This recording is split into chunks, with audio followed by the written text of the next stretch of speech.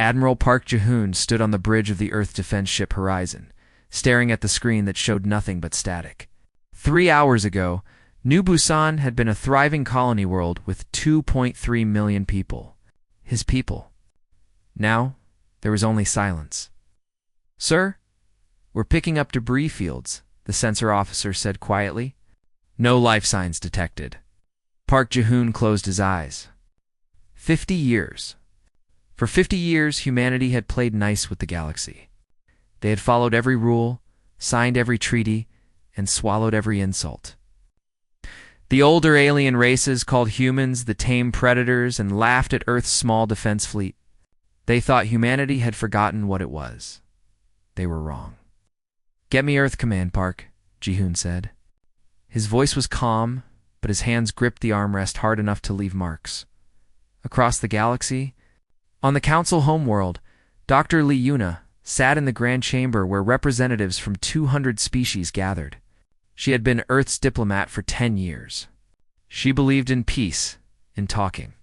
In finding solutions that worked for everyone, she had been a fool. "Council recognizes the delegate from the Valeth Dominion," the speaker announced. A tall alien with purple skin and 4 arms stood up. His name was Velkath, and he looked pleased with himself.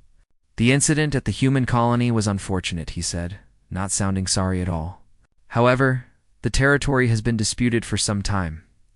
The Veleth Dominion was simply enforcing our claim." Leuna felt something cold settle in her chest. "Incident. He called the murder of 2.3 million people an incident. The human delegate wishes to speak," she said. Standing up, the speaker looked annoyed. "This matter does not require 2.3 million, Leuna interrupted. She never interrupted. She was always polite. That's how many humans died.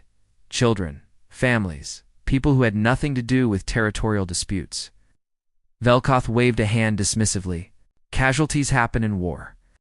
"We weren't at war," Leuna said. Her voice shook. "You attacked without warning.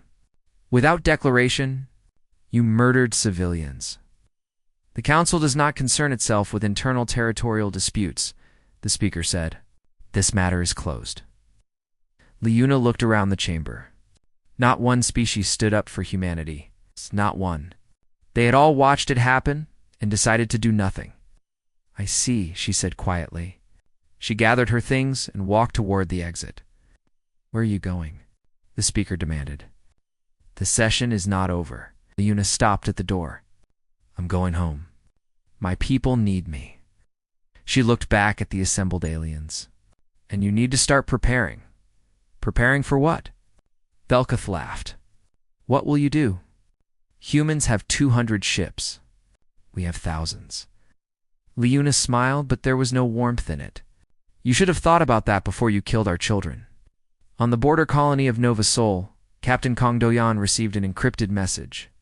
He read it 3 times, not quite believing what he was seeing. Then he called his senior officers to the briefing room. "What's going on, Captain?" His first officer, asked Kong Do-yan, displayed the message on the screen. "Effective immediately. All civilization protocols are suspended. We are weapons free." The room went silent. Everyone knew what that meant. For 50 years, humanity had operated under strict rules. They couldn't build certain weapons. They couldn't use certain tactics. They had agreed to limit their military to a token force. Those rules were gone now. "They really did it," the weapons officer whispered. "They attacked us. The Council did nothing," Kong Do-yan said. "So now we do something." Back on Earth, the Global Defense Assembly met in a bunker 3 kilometers underground. Every nation had sent their leaders. There was no arguing, no debate. The vote took less than 5 minutes. Admiral Park Ji-hoon appeared on the screen from his ship. "The Council has failed us. The galaxy thinks we're weak. They think we forgot how to fight." "Did we forget?" someone asked. Park Ji-hoon smiled grimly. "No, we just got very good at pretending." He looked at the assembled leaders. "I need authorization to open the archives." The Prime Minister of Earth stood up. 50 years ago, we locked away everything that made us dangerous. We did it because we wanted to be better. But they took our kindness for weakness. They killed our people," another leader said, anger clear in her voice. They did. The Prime Minister agreed. So I ask you now, do we open the archives of war? Every hand went up. And it's unanimous, the Prime Minister said. Admiral Park Ji-hoon, you are authorized for Protocol Omega. Unseal the archives. Show them what humanity looks like without the mask. Park Ji-hoon nodded slowly. They're going to regret this. That's the point, the Prime Minister said. In a secret facility beneath the surface of Mars, lights turned on for the first time in 50 years. Automated systems began running diagnostics. Factories that had been dormant started warming up. Deep in hidden asteroid belts scattered across human space, massive doors opened in the rock, ships emerged. Not the small, peaceful vessels the galaxy knew. These were warships. Real warships.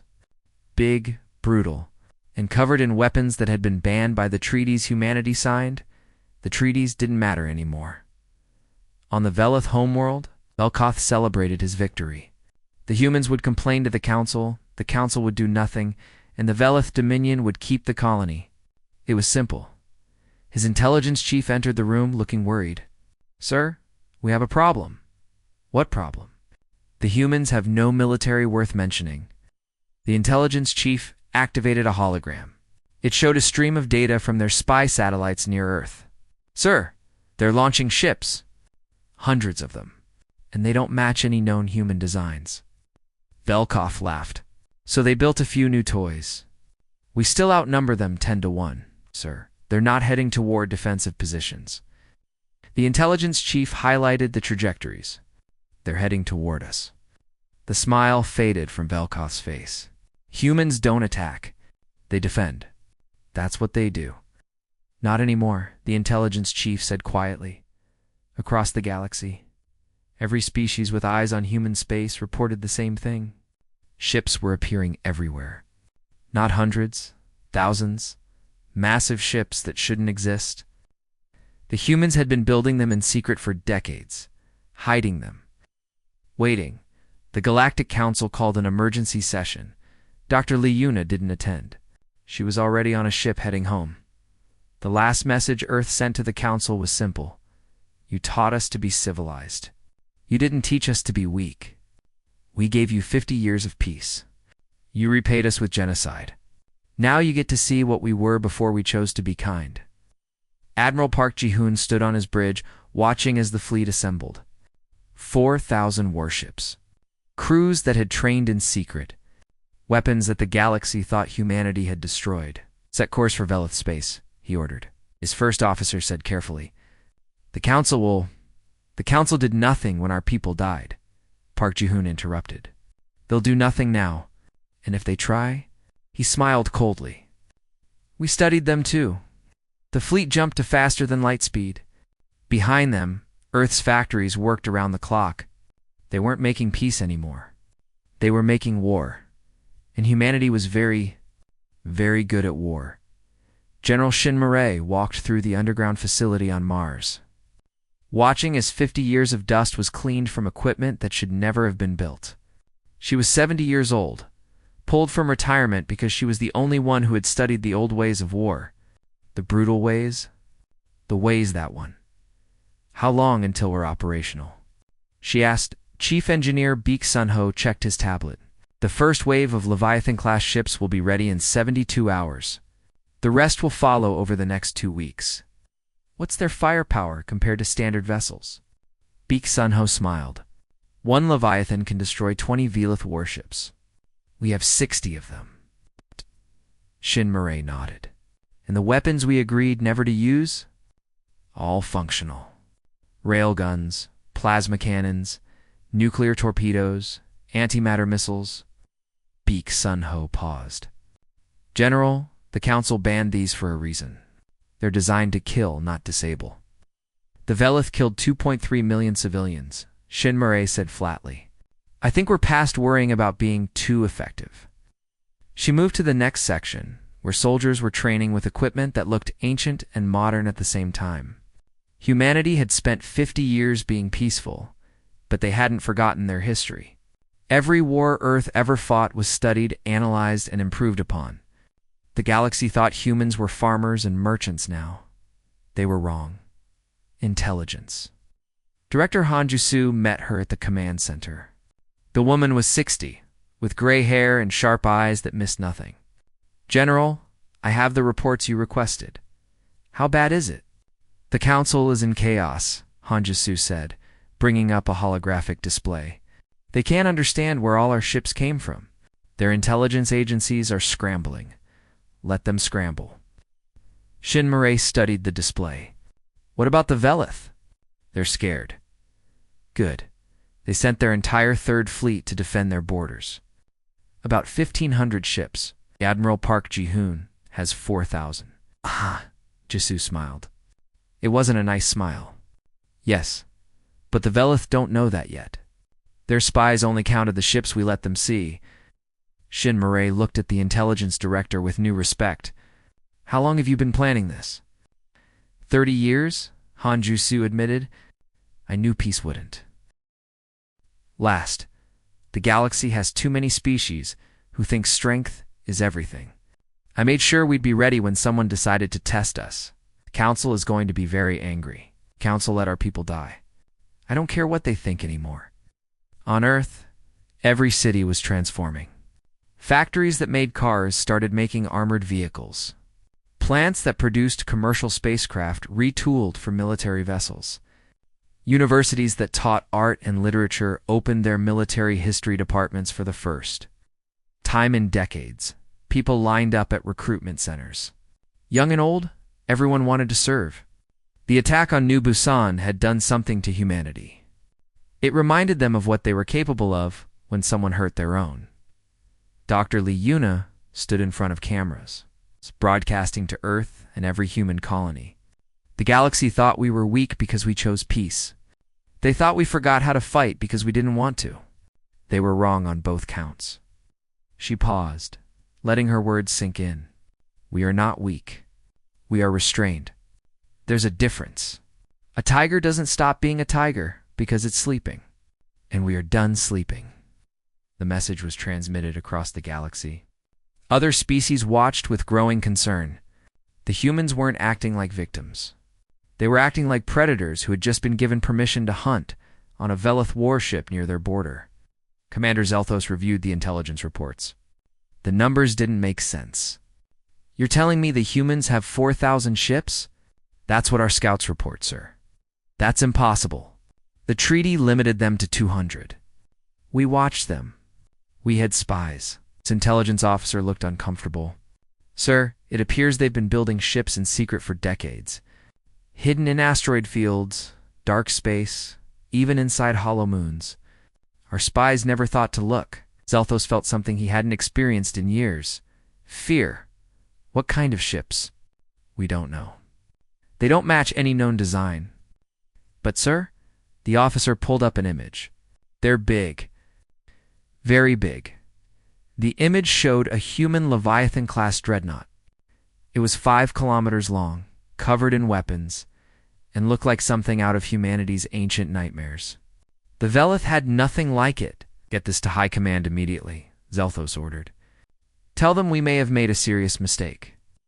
Back on Mars, General Shinmare assembled her command staff. They were the best humanity had. People who had studied war their entire lives, waiting for a day they hoped would never come. "Let me be clear about our objective," she said. "We are not defending. We are attacking. The Velith Dominion will be destroyed. Any species that helps them will face consequences. Any species that stands in our way will be removed." "What about the Council?" Someone asked. "What about them? They had their chance to stop this. They chose to do nothing." Shinmare pulled up a star map. "The Velith have 72 colony worlds. We're going to hit 15 of them simultaneously. Not to conquer. To evacuate? Evacuate? We're not monsters," Shinmare said. "We'll give their civilians 6 hours to leave. Then we glass the planets from orbit. They'll be uninhabitable for 1,000 years." The room went quiet. That was the kind of warfare the galaxy thought humanity had abandoned. "That's brutal," an officer said. "They killed 2.3 million civilians without warning," Shinmare replied. "We're giving them 6 hours. That's more mercy than they showed us." Chief Engineer Beek Sunho spoke up. General, I have to ask, are we sure about this? Once we start, there's no going back. The galaxy will see us differently. Good, Shin Murray said. Let them see us clearly for the first time. In orbit around Earth, Admiral Park Ji-hoon stood on the bridge of humanity's new flagship, the Retribution. The name was intentional. This wasn't a ship built for exploration or peace. It was built to end threats permanently. All ships report ready, Admiral, his first officer said. Park Ji-hoon looked at the fleet assembled around him. 4,000 warships, with more launching every day. Each one crewed by people who had lost friends or family at New Busan, each one ready to show the galaxy what humanity looked like when it stopped pretending. Open a channel to the fleet, he ordered. Channel open, sir. This is Admiral Park Ji-hoon. 50 years ago, we made a choice to be civilized. We put down our weapons and extended our hand in friendship. The galaxy took that hand and slapped it away. They thought our kindness was weakness. Today we show them the truth. He paused, looking at the faces of his crew. We are going to Valish space. We are going to make them pay for every human life they took. And we are going to make sure no one ever makes the mistake of attacking humanity again. All ships, prepare for jump. The fleet vanished in a flash of light, leaving Earth behind. On the planet below, factories continued working. More ships were being built. More weapons were being prepared. Humanity had been asleep for 50 years. Now it was awake. And it was very, very angry. Intelligence Director Han Ju-soo watched them go from her office. She had spent 3 decades preparing for this moment. Planting sleeper agents across the galaxy, mapping every alien military installation, finding weaknesses in every defense, she opened a secure channel. Activate all assets. Begin Operation Blackout. Cross the galaxy on 200 different worlds. Human agents who had been living normal lives for years suddenly activated. They moved to power stations, communication hubs, military bases. Not to attack. Just to watch. To wait. And when the time came, to make sure humanity's enemies went blind and deaf at exactly the wrong moment, the galaxy was about to learn a hard lesson. Humanity hadn't forgotten how to wage war. They had just gotten very good at hiding how well they remembered. The Velith Third Fleet waited at their border, confident and ready. Commander Zelthos had 1,500 warships spread across 3 defensive positions. It was more than enough firepower to stop any attack. The humans had never been warriors. They would come, see the defense, and retreat to negotiate. That's what Zelthos thought, until the sensors started screaming. Contact! Multiple contacts? The sensor officer shouted. I'm reading 4,000 ships. That's impossible, Zelthos said, but the screens didn't lie. The human fleet emerged from faster-than-light travel in perfect formation. They spread across space like a dark wave, each ship bristling with weapons. They're not stopping, the weapons officer said. Sir, they're not even slowing down. Admiral Park Ji-hoon watched the Velith fleet scramble to respond. They were doing exactly what he expected. Forming a defensive wall, preparing to trade shots from a distance. Fighting the way the galaxy had fought for thousands of years. Humanity was going to teach them a new way. All ships. Execute maneuver Hannibal, he ordered. The human fleet split into 3 groups. The center pushed forward while the wings fell back, looking like they were retreating in panic. The Velith took the bait. They're running! Zelthos shouted. All ships pursue the wings. Don't let them escape. His fleet broke formation and chased the retreating human ships. That's when the trap closed. The center group wasn't attacking. They were blocking. And the wings weren't retreating. They were leading the Velith fleet exactly where Park Ji-hoon wanted them. Now the Admiral said quietly. The human ships spun around. At the same moment, hundreds more ships emerged from hiding in the nearby asteroid field. The Velith fleet was surrounded. Fire everything, Park Ji-hoon ordered. The darkness of space lit up with weapons fire. Human railguns tore through Velith shields like paper. Plasma cannons melted armor in seconds. Nuclear torpedoes detonated in massive balls of fire. The antimatter missiles were worst of all. They didn't just destroy ships. They erased them. We're getting slaughtered. Zelthos screamed. All ships, retreat, retreat. But there was nowhere to go. The human fleet had them boxed in. Within an hour, the battle was over. 1,500 Velith warships were gone. The human fleet lost 18 ships. Broadcast this to every Velith world, Park Ji-hoon ordered. Let them see what happens when you hurt humanity. While the main fleet was fighting, Captain Kong Do-yan had a different mission. His squadron of 12 stealth destroyers slipped past the battle and headed deep into Velith space. They weren't there to fight. They were there to blind the enemy. We're approaching the first communication satellite, his pilot said. Good, Commander O'Terry, your wings are clear for attack. Copy that, Captain. Reaper Squadron launching. 20 small fighters detached from the destroyers. They were almost invisible to sensors, designed for precision strikes. Commander O'Terry led them toward the massive Velith communication hub. Remember, people, she said to her pilots, these satellites are how they coordinate their entire defense. Take them out, and the Velith go deaf and blind. Weapons armed, one of her pilots confirmed. Then let's give them the Reaper's greeting. All fighters, attack. The small ships tore through space, dodging the few defensive guns. They launched missiles at point-blank range. The communication hub exploded in a beautiful pattern of destruction. Target destroyed, O'Terry reported, moving to the next one. Over the next 6 hours, her squadron destroyed 47 communication hubs. The Velith military lost the ability to talk to each other. Their fleet commanders couldn't coordinate. Their planets couldn't call for help. They were alone in the dark. On the Velith homeworld, High Command tried desperately to understand what was happening. Reports came in piecemeal, confused, terrifying. The Third Fleet is gone? All of it. Our communication network is down across 7 sectors. The humans are attacking colony worlds. They're giving civilians 6 hours to evacuate, then they're what? They're burning the planets, sir. From orbit, making them uninhabitable. The room fell silent. This wasn't war as the galaxy understood it. This was something older, something brutal, something the Vela thought civilized species didn't do anymore. How many colonies have they hit? 15 so far. All our outer worlds. What about our ships? We're trying to mobilize, but without communications our fleets can't coordinate. They're picking us apart one group at a time. The High Commander stood up slowly.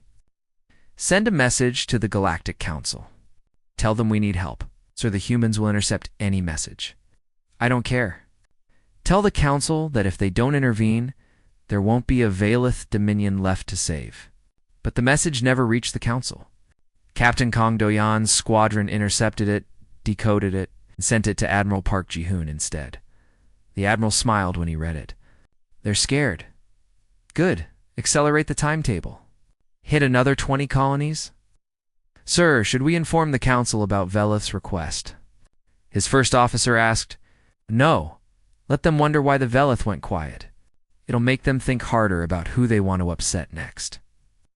Back on Mars, General Shin Murray watched the tactical displays with satisfaction. The first strike is more successful than we predicted. Chief Engineer Beek Sun-ho nodded. The Leviathan-class ships are performing beyond expectations. The Velith have nothing that can hurt them. What about casualties on our side? Minimal. 18 ships in the main battle, 3 fighters in the stealth operations. All pilots ejected safely and were recovered. And Murray noticed something. They're surprised we have ejection pods. Most species don't, Intelligence Director Han Ji-soo said, joining the conversation. They consider it wasteful. If a ship is dying, the crew dies with it. They think we're soft for saving our people. Let them think that, Shin Murray said. Every pilot we save is a pilot who fights again. That's not softness. That's efficiency. She pulled up a star map. What's the status on Operation Eclipse? Ready to activate on your order? General, and activate it. Let's show them what real warfare looks like. Across Velith space, power stations started failing. Not from attacks, but from sabotage. Human agents who had been in place for years made their move. A wire cut here. A code changed there. Small things that had massive effects. Military bases went dark. Factories stopped producing. Ships under construction lost power. The Valeth infrastructure collapsed from within. How is this possible? The High Commander screamed. Our security is the best in the sector. Sir, these agents have been in place for decades. The humans planned this long before New Busan. Decades. But that means they knew someone would attack them eventually. They prepared for this. All of it. The High Commander sat down heavily. How do you fight an enemy that plans 30 years in advance?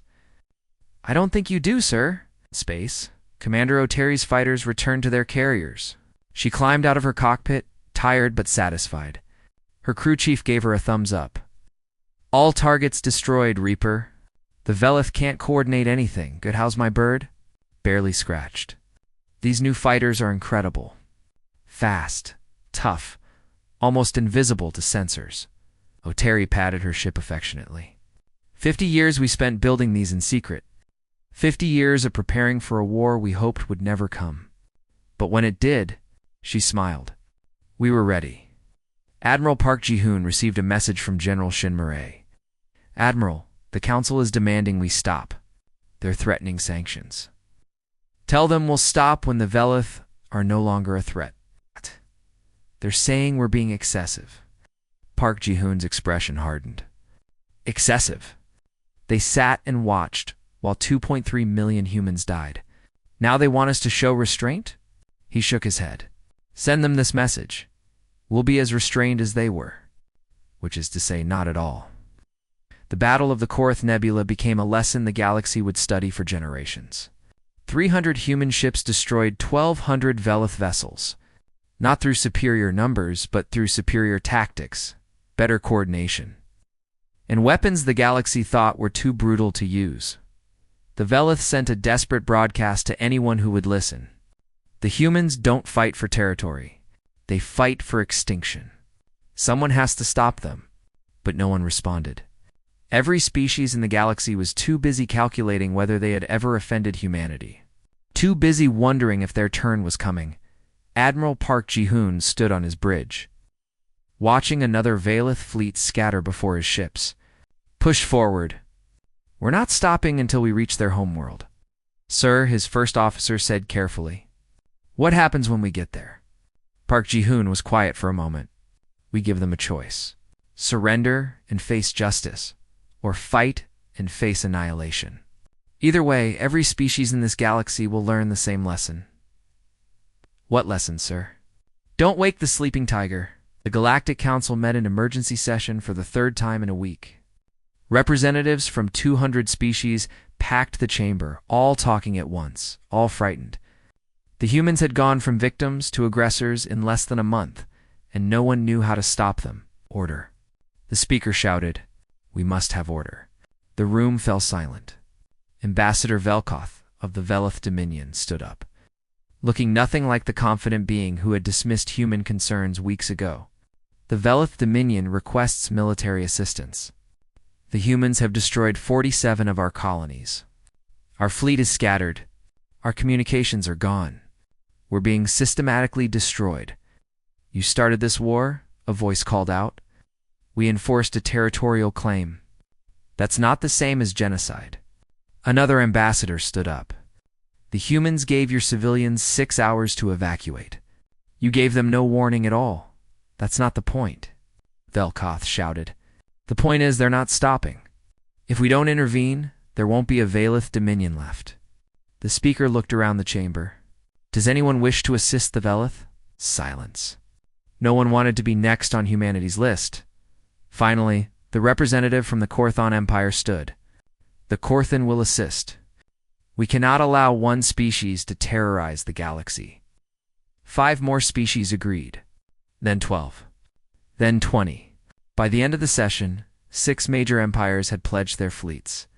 Combined, they had 50,000 warships. Surely that would be enough to stop 4,000 human ships. Dr. Lee Yuna watched the vote from Earth. She wasn't surprised. The galaxy was scared, and scared beings did stupid things. They're forming a coalition, she said to General Shinmurray. I know. We expected this. 50,000 ships, General. We're outnumbered more than 10 to 1. It was not a comforting expression. Numbers don't matter as much as they think. There's 6 different species with 6 different command structures, 6 different communication protocols, 6 different tactical doctrines.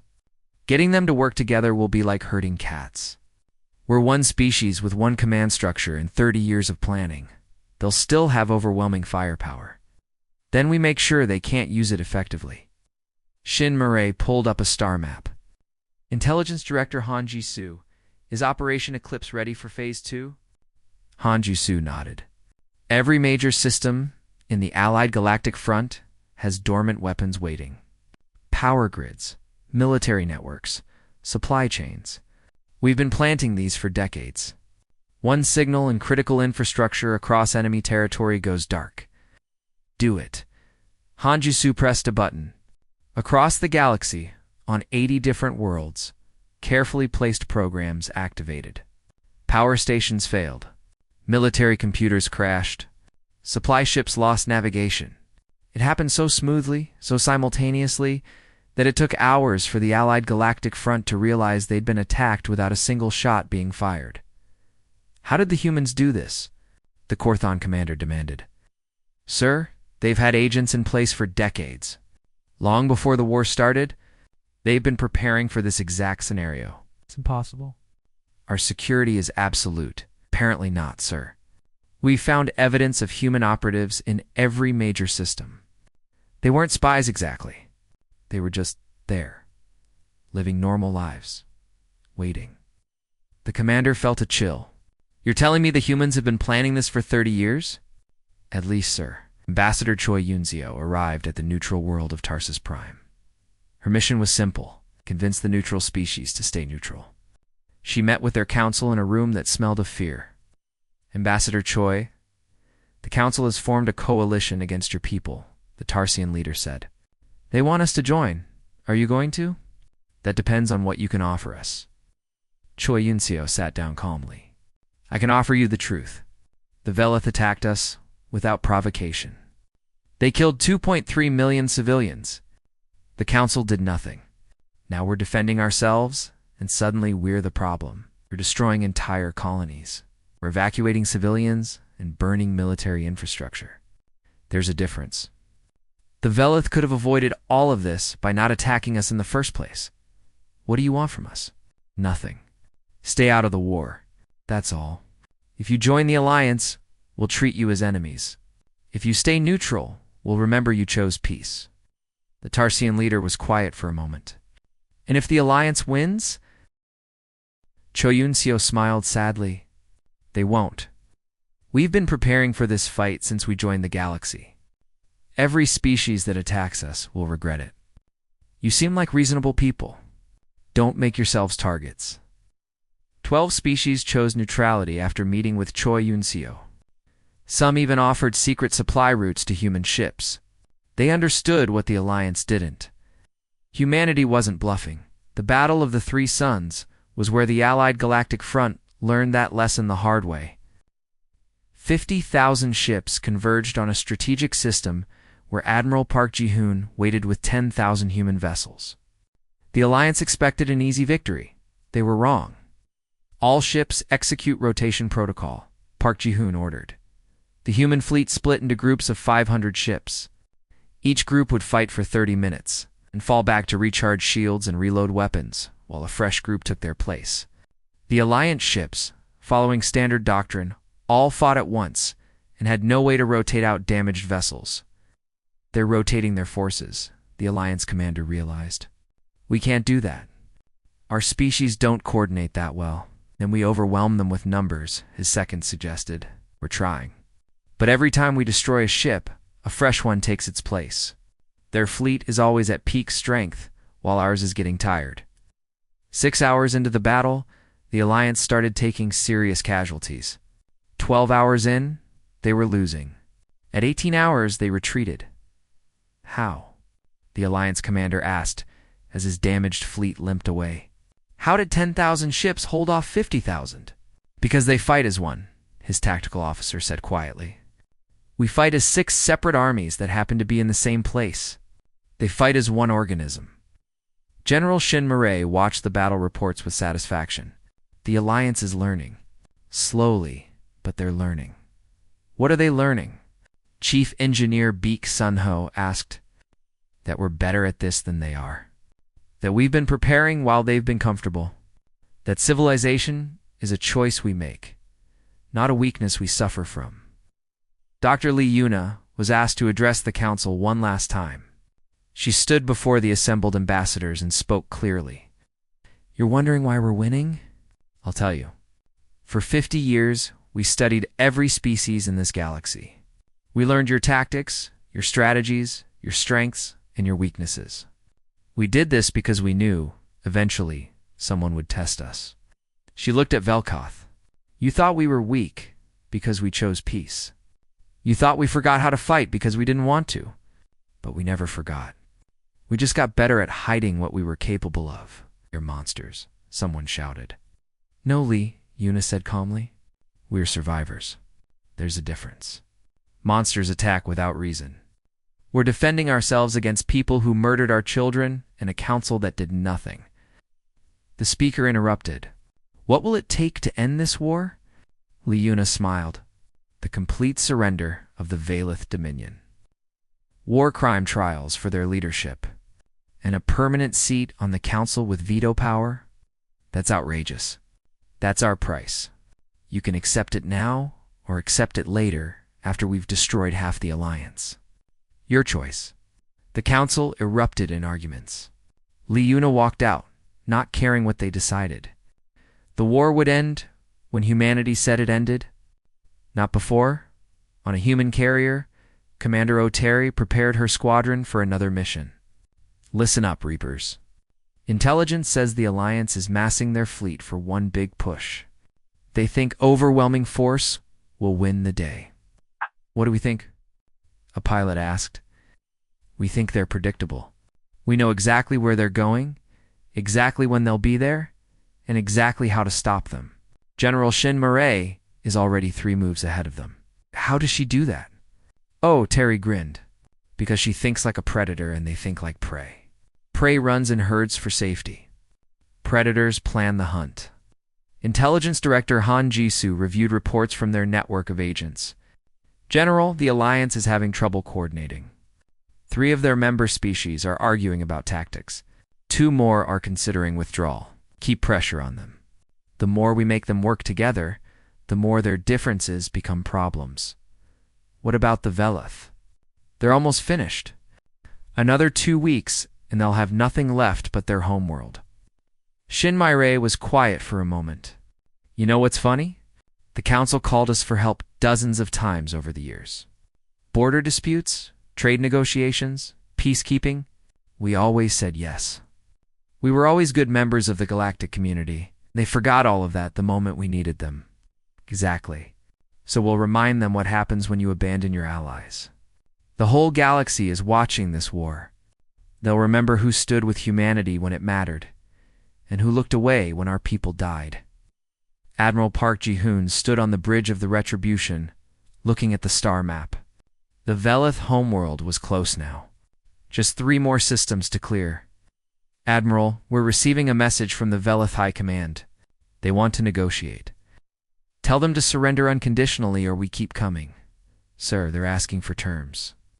There are no terms. They attacked us without warning. They get no mercy without surrender. That's the only deal on the table. The message was sent. The reply came back quickly. They refuse. Then we continue the advance. All ships, prepare for jump to the next system. The human fleet vanished into faster-than-light travel, leaving behind the wreckage of another Veleth fleet. Behind them, the galaxy watched and wondered when the humans would stop. The answer was simple. When they decided to stop, not before, the human fleet arrived at the final jump point, before the Veleth homeworld.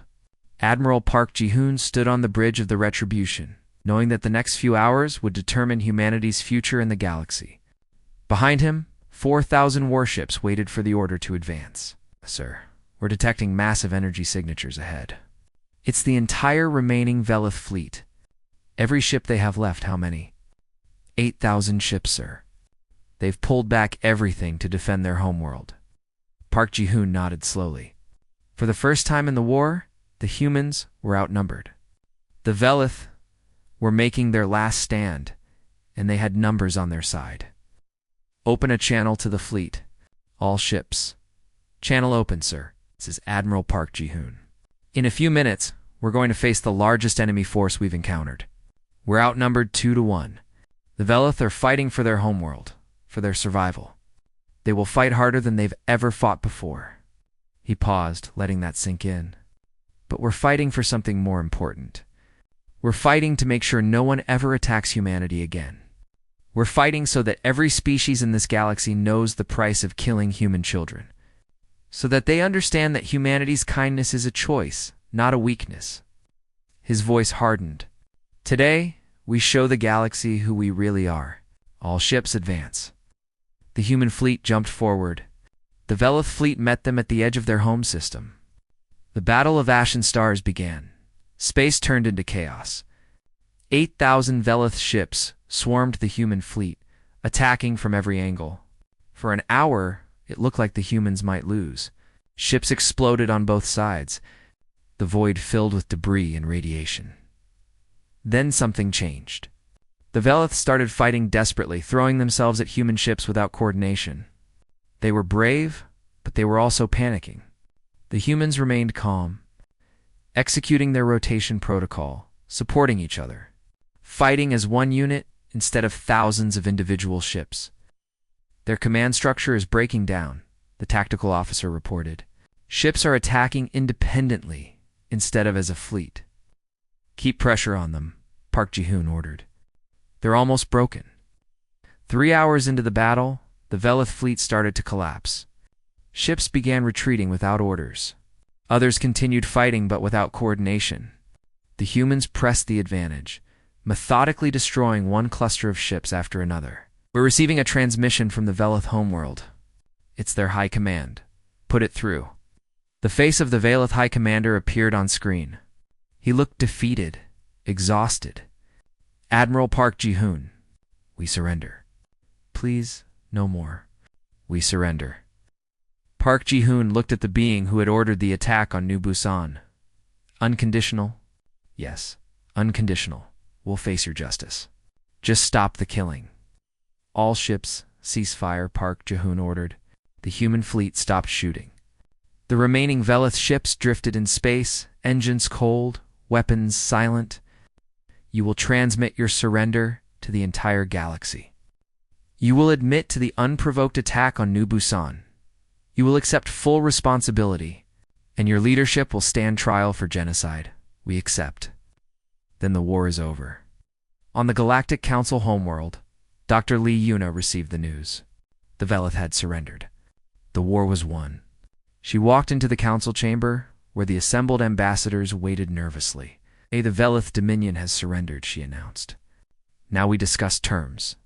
The speaker tried to regain some authority. The council will determine... No, Lee Yuna interrupted. Humanity will determine the terms. You had your chance to prevent this war. You chose to do nothing. So now you sit and listen. She pulled up a holographic display showing the devastation. 68 Velith colonies were evacuated and rendered uninhabitable. Their military fleet is destroyed. Their leadership will face trial for genocide. Any species found to have supported them will face sanctions. Can't dictate terms to the council. Lee Yuna's expression hardened. We just defeated a coalition of 6 empires and destroyed the Velith in 6 weeks. Yes, we can dictate terms. Unless you want to be next. The room fell silent. Here are humanity's demands, Lee Yuna continued. First, a permanent seat on the council with veto power. Second, reparations from the Velith to the families of New Busan victims. Third, a complete restructuring of council response protocols. Never again will the council watch genocide happen and do nothing. And if we refuse, someone asked quietly, then we leave the council, build up our fleet to 10 times its current size, and enforce our own justice across the galaxy. Your choice. The vote took 3 hours. In the end, the council agreed to all of humanity's demands. They had no choice. The humans had proven they could destroy any species that opposed them. Better to give them what they wanted and hope they stayed peaceful. General Shin Murray stood in the war room on Mars, watching as the fleet began standing down. "It's over. We won," Chief Engineer Beek Sunho said. "We survived," Shin Murray corrected. Winning would have been preventing the war in the first place. Intelligence Director Han Ju-soo joined them. "What happens to our agents now? The ones who have been in place for 30 years? They stay where they are," Shin Murray said. "Let the galaxy know we're watching. Let them know we're always prepared. Maybe next time they'll think twice before testing us." You think there will be a next time? There's always a next time. People forget. They get comfortable. In 50 years, some species will think they can challenge us again. She smiled grimly. But for now, they'll remember. They'll remember what happened to the Velith, and they'll stay peaceful. On the rebuilt colony of New Busan, Captain Kang Do-yan walked through the new settlement. Construction crews were building homes, schools, parks. Life was returning to the world that had been attacked. He stopped at the memorial, a massive stone wall with 2.3 million names carved into it. At the top, carved in letters a meter tall, were the words, "Never again. We made sure." A young girl approached him. She couldn't have been more than 8 years old. "Are you Captain Kong?" "I am. My dad says you helped win the war, that you made the bad people pay." Kang Do-yan knelt down to her level. "A lot of people helped. We all made sure that what happened here never happens again." "Good," the girl said firmly. "My grandmother was here. She died when they attacked. I'm sorry." "You made them sorry too." The girl ran off to join her friends playing nearby. Kang Do-yan stood up, watching the children play. That's what the war had been about. Making sure human children could play safely anywhere in the galaxy, without fear.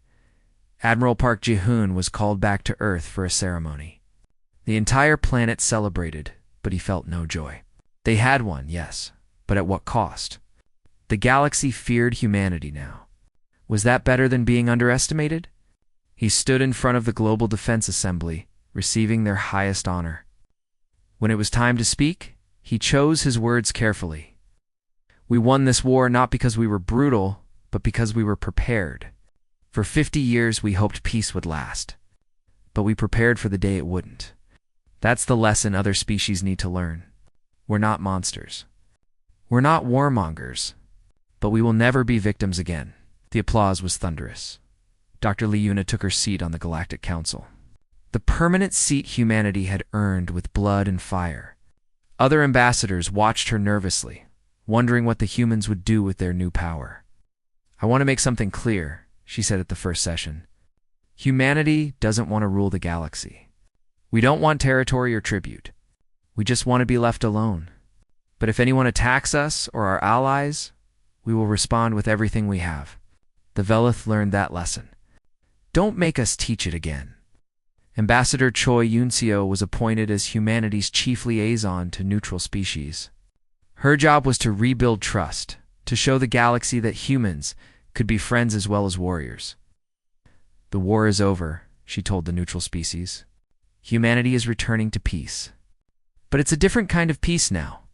We're no longer the naive species that hopes for the best. We're the prepared species that expects the worst, but works for the best. Can we trust humanity?" A neutral ambassador asked. "You can trust us to be honest. You can trust us to be fair. And you can trust us to defend ourselves with absolute commitment." That's more than you could say before the war. On Mars, the factories began shutting down. Not completely, but scaling back. The Leviathan-class ships were moved to reserve status. The weapons that had been unsealed were studied, but not used unless necessary. General Shin Murray gave one final order before retiring again. "Keep everything ready. Keep the factories prepared to restart. Keep the weapons maintained. Keep the fleet trained. Peace is our choice, but war is always a possibility. Stay ready." Intelligence Director Han Jisoo kept her network active. Agents across the galaxy continued their normal lives, watching, reporting, making sure humanity always knew what was happening in the dark corners of the galaxy. Eternal vigilance, she told her operatives. That's our job. The rest of humanity can enjoy peace because we make sure threats are detected early.